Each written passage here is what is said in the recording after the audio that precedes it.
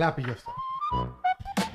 Λοιπόν, ακούστε, έχεις νιώσει καθόλου ότι ζεις στην εποχή που αν παραγγείλεις παϊδάκι πρόβιο θεωρείται ότι έχεις κάνει ποινικό αδίκημα? Τι εννοώ? Θα σου πω αμέσως τι εννοώ.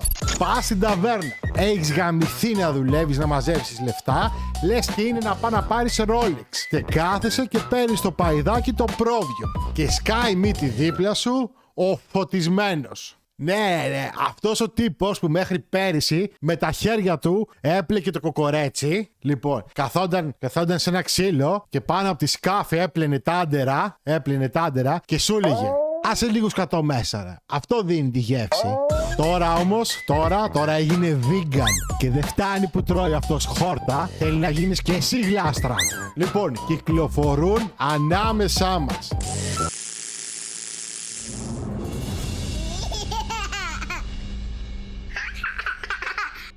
Λοιπόν, δεν λέμε για τον άνθρωπο που είναι vegan, τρώει τα χόρτα σπίτι του και δεν μας ενοχλεί, δεν δίνει content. Να, αυτόν τον γράφουμε κανονικά. Εμείς θα ασχοληθούμε με τον άλλον τον vegan, που επειδή αυτός έγινε vegan, πρέπει εμάς να μας καταστρέψει τη ζωή. Αλλά πες μου αλήθεια, τον έχεις πετύχει αυτόν τον τύπο? Έχεις τέτοιον τύπο στην παρέα σου? Γράψε στα σχόλια να δούμε αν έχουμε κοινά στοιχεία. Λοιπόν, εκεί που λες, είσαι στην ταβέρνα, αράζεις με την παρέα σου, πιάνεις το παϊδάκι με το χέρι, που παρεπιπτόντως, αν δεν πιάνεις το παϊδάκι με το χέρι, είσαι ο επόμενος που θα φας κράξιμο, το πλησιάζεις στο στόμα και νιώθεις ένα έντονο βλέμμα να σε τρυπάει. Ξέρεις τι τρως εσύ?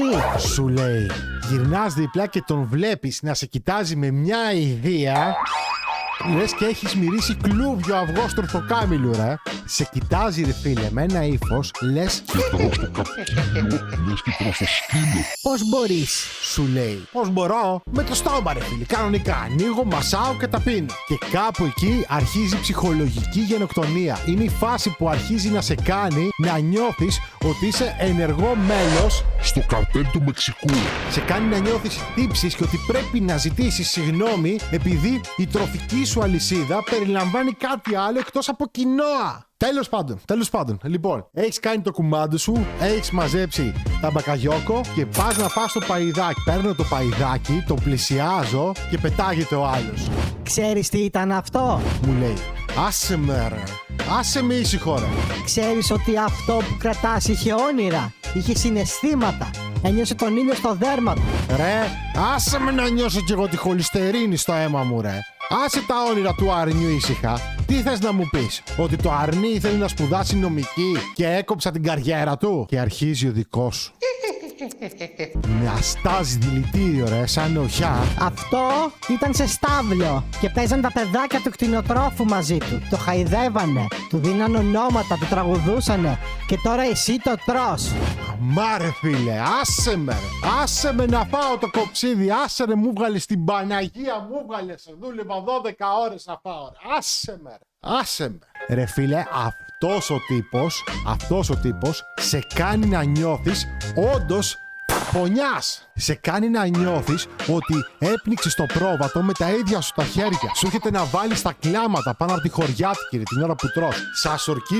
Σας ορκίζομαι παιδιά. Ξέρω περιπτώσεις που ο άλλος έκαψε φλάτζα. Ο ξαδερφός μου ρε πήγε στην αστυνομία, παραδόθηκε. Συλλάβετε με. Έφαγα μια μερίδα παϊδάκι πρόβιο στα Βλάχικα. Άλλος γνωστός μου πήρε ψυχοφάρμακα και τον άλλον δεν τον άφησε ο παπάς να μεταλάβει για 4 χρόνια. Εκεί ξέρεις τι θέλει κανονικά? Άσε, θα σου πω εγώ τι θέλει. Αυτοάμυνα. Εκεί πρέπει να τσεκάρεις τις αντοχές του ρε. Να γυρίσεις και να του πεις τι θέλεις ρε, τι ζητάς, τι θες? Θέλεις να με γεμίσεις τύψεις? Θέλεις να αυτοκτονήσω επειδή μου αρέσει η πέτσα? Κοίτα με ρε, κοίτα με στα μάτια. Σερβιτορέος! Πιάσα 3 κιλά παϊδάκια πρόβιο, 2 κιλά αρνίσια, 4 μπιφτέκια, 3 λουκάνικα, 2 σκοταριές. Θα τα παραγγείλω όλα ρε, να δούμε αν θα αντέξεις ρε. Να δω πόσο ηθική έχεις μέσα σου, ρε. Πόσο σου έμεινε πριν λιποθυμήσεις, βέβαια, από τη μυρωδιά. Εκεί σε φτάνουν. Αλλά ξέρετε ποιο είναι το μυστικό, Αυτοί δεν χορταίνουν από τα χόρτα και από την πρασινάδα. Αυτοί χορταίνουν επειδή σε γάμισαν σήμερα και σε έκαναν να νιώθεις ενοχές. Σε έκαναν να νιώθεις ότι είσαι φωνιάς. Αυτοί από αυτό χορταίνουν, από την ικανοποίηση ότι σε κάνανε να κλαις πάνω από τα κόκκαλα της μπριζόλας που έφαγες. Τρέφονται με το δικό σου ζόρι. Άσχη το άλλο. Το άλλο αφήστε το. Εγώ σας το υπογράφω. Αν είχα δικό μου μαγαζί, θα είχα τις φωτογραφίες τους στην είσοδο, λες και είναι το FBI, ρε. Απαγορεύεται είσοδο. Ξέρετε γιατί? Γιατί έτσι έκλεισε την ταβέρνα ο Γιώργος στο Ριζόμυλο. Δεν έβρισκε προσωπικό. Πλακώσαν οι vegan και τους κάνανε bullying, ρε. Ο Ανδρέας δούλευε εκεί για πάνω από 7 χρόνια. Ο Ανδρέας τώρα μιλάμε παλικάρι, ατσάλινο. Τα έχει δει όλα στο Ριζόμυλο. Ένας vegan τον κέρδισε σε 20 λεπτά. Πάει ο Ανδρέας για παραγγελία και αρχίζει ο δικός σου. Τις πατάτες τις τηγανίζετε στο ίδιο λάδι με τα κεφτεδάκια. Δεν άντεξε ο Αντρίκος. Είπαμε, Αντρίκος γνήσιος, και λέει: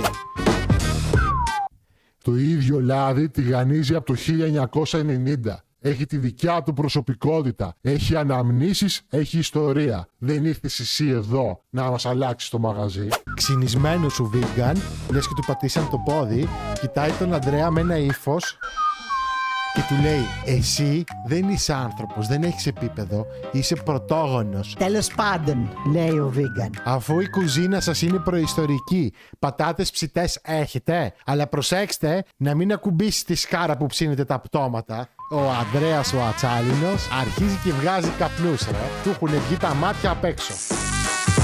Φιλέ, οι πατάτες είναι τόσο ψητές που αν τις ακουμπήσεις θα νομίζεις ότι έπιασες τον ήλιο. Αλλά εν πάση περιπτώσει, γιατί είσαι κυμπάρης, θα πω στον ψήστη να τις ψήσει με τα χέρια. Ο vegan ούτε που χαμογέλασε. Συνεχίζει το βιολί του. Μπιφτέκι λαχανικών έχετε? Αλλά θέλω να ξέρω ο κοιμάς των λαχανικών πώς έγινε. Οκ. Εμείς το περιμέναμε. Ο Ανδρέας ένιωσε το κεφαλικό, ρε. Φύγει το μπλοκάκι έτσι με το χέρι του. Ασπρίζουν τα δάχτυλά του, ρε, με τη δύναμη που έβαλε. Πετάει την ποδιά κάτω, βγάζει μια κρατή που ακούστηκε από το Ριζόμυλο στο Βόλο και του λέει: Άντε ρε γαμίσου, ρε. Τράβα πάλι το γρασίδι εδώ απ' έξω από το παρτέρι, ρε. Που είναι και αγνό, είναι και βιολογικό. Λοιπόν, δεν το έχει αγγίξει κανένας, μόνο οι ρόδες του Δήμου. Αλλά θέλει να τον κάνεις να νιώσει έτσι ακριβώς όπως κάνει αυτός να νιώθεις εσύ. Δηλαδή, μόλις τον δεις να τρώει τη σαλάτα, να γυρίσεις και να του πεις: Φιλέ, με απογοήτευσες. Ειλικρινά, νόμιζα ότι είχες ευαισθησίες. Αλλά είσαι ένας στιγνός δολοφόνος της χλωρίδας. Να τον κάνεις να σε κοιτάζει με το βλέμμα του εξωγήινου, ρε. Ξέρεις τι τρως τώρα? Τρως ένα μαρούλι. Ένα μαρούλι που πάλεψε να βγει από το χώμα. Που ένιωσε το νερό της βροχής. Που μεγάλωσε με την ελπίδα να γίνει μέρος ενός οικοσυστήματος. Και εσύ, τι έκανες εσύ? Το έκοψες από τη ρίζα. Το ξερίζωσες. Το έπινες με κρύο νερό. Ξέρεις τι σοκ έπαθε? Και τώρα το μασάς. Αρχίζει σιγά σιγά και παθαίνει το πρώτο κεφαλικό. Το ξέρεις, του λέω ότι εγώ έχω μια φίλη. Έχω μια φίλη στο σταυρό που σου κάνει. Την Αντωνίτσα. Που μιλάει στα λουλούδια της. Μιλάει κάθε πρωί, κόντεψε να χωρίσει ρε τον άντρα της γιατί 5 μέρες φύγανε από το σπίτι. Και δεν μιλούσε στα λουλούδια της. Τους βάζει μότσα κάθε πρωί για να αναπτυχθούν. Τους χαϊδεύει τα πέταρα, τους δίνει ονόματα και εσύ έρχεσαι εδώ και τρως τους συγγενείς τους. Τρως το σπανάκι, τον μπρόκολο, το κουνουπίδι. Δεν σκέφτηκες ποτέ τον πόνο του λάχανου όταν το περνάς από τον τρίφτη. Την κραυγή της ντομάτας όταν τη μαχαιρώνεις για να τη βάλεις στη σαλάτα. Φωνιά! Πού είναι η ηθική σου τώρα? Και μετά αρχίζεις να πανηγυρίζεις. Εν τω μεταξύ, οι μαλάκες νομίζουν ότι κάνουν και καλό στην υγεία τους, Από πού να το πιάσεις και πού να το αφήσεις. Πας στο σούπερ μάρκετ και βλέπεις προϊόν vegan και επειδή απ' έξω λέει vegan η τιμή επί 3. Μαλάκα, τι κορόιδα είναι αυτά.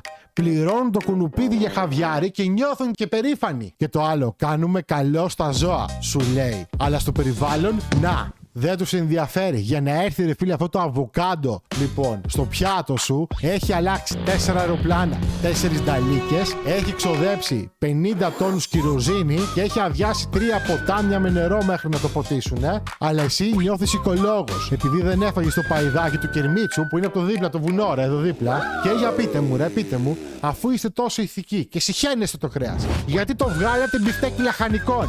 Γιατί το είπατε μπιφτέκι vegan? Γιατί το βγάλες λουκάνικο vegan? Γιατί το είπες σουβλάκι vegan?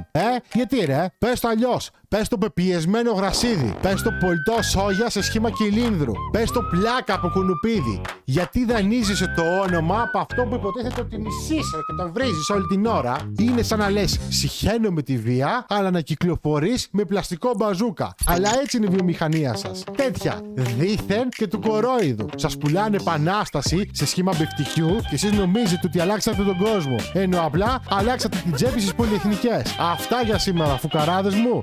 Τα λέμε στο επόμενο. Φιλιά! Είμαστε στην ταβέρνα, η τσίκνα πάει σύννεφο και ξαφνικά σκάει ο φωτισμένος. Κατεβάζω το παϊδάκι, η πέτσα τσιτσιρίζει και ο τύπος δίπλα μου αρχίζει να γκρινιάζει και να βρίζει. Μα ξέρεις τι τρως, μου λέει αυτό είχε όνειρα και μάτια. Κι εγώ του λέω φίλε, άσε με το στομάχι μου είναι κομμάτια. Ρωτάει το σερβιτόρο αν η ελιά έχει τραύμα, αν το λάδι μαζεύτηκε μες στο οργή, αγάπη και θαύμα. Ρε φίλε, είναι ταβέρνα εδώ, δεν είναι ένα σαλάψ. Σταματά το κήρυγμα και τα πνευματικά σου γκάφς. Βιγάνι Αποστόλος, κυκλοφορεί ανάμεσα μας. Μας κάνει την καρδιά περιβόλη και χαλάει τα όνειρά μας. Τρώει το λάχανο κρυφά και μας. Το παίζει κάτι με το δερμάτινο παπούτσι του, είναι το δικό του. Must have Gandhi. Πονάει το αρνί μου λες, εμένα πονάει το μυαλό μου. Που σε έχω εδώ και μου αναλύεις, το είναι και το εγώ μου. Ξέρεις το μπρόκολο τσιρίζει όταν το ξεριζώνεις. Γιατί τη φίλη μου τη ρίγανη έτσι τη δολοφόνη. Θέλει συμπληρώμα, βιταμίνες και χαπάκια. Για να έχεις ενέργεια να μας πρίζεις τα σηκωτάκια.